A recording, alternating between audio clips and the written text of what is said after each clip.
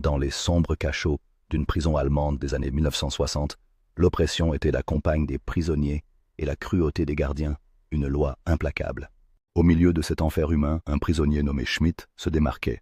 Condamné à une longue peine, il bénéficiait d'étranges privilèges et d'un traitement plutôt convenable de la part des gardiens. Les prisonniers l'interrogeaient confus, doutaient de sa loyauté et l'accusaient d'être un œil caché parmi eux. Schmidt leur jura qu'il était l'un d'eux, mais personne ne le crut. Ils le pressèrent de découvrir la raison de ce traitement différent. Schmidt sourit amèrement et dit « Eh bien, dites-moi, qu'écrivez-vous dans vos lettres hebdomadaires à vos proches ?» Tous répondirent à l'unisson « Nous évoquons la cruauté de la prison et l'injustice que nous subissons de la part de ces gardiens diaboliques. » Répondit calmement « Quant à moi, j'écris chaque semaine à ma femme, et dans les dernières lignes, je mentionne les vertus de la prison et des gardiens, ainsi que la gentillesse dont ils me traitent ici. Parfois, je mentionne même le nom de certains gardiens et je les félicite. » Les prisonniers furent surpris et dirent « Quel est le rapport avec les privilèges dont vous bénéficiez?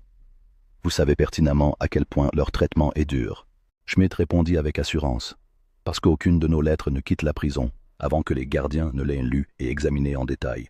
Maintenant, changez votre façon d'écrire vos lettres. » La semaine suivante, les prisonniers furent choqués par un changement radical dans le traitement que les gardiens leur infligeaient.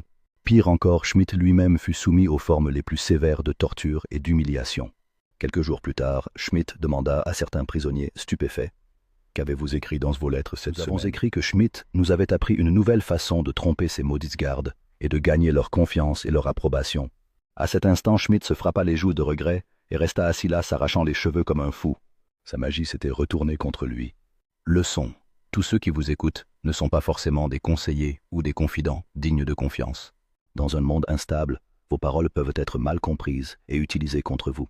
La sagesse nous dicte de choisir à qui nous confions nos secrets. Parfois, le silence est plus sûr. Tout ce qui fonctionne pour vous ne fonctionne pas forcément pour les autres, et tout ce que vous comprenez n'est pas toujours compris tel quel. Avez-vous déjà regretté un mot que vous avez dit? Partagez votre expérience avec nous et expliquez comment vous avez appris la valeur du silence.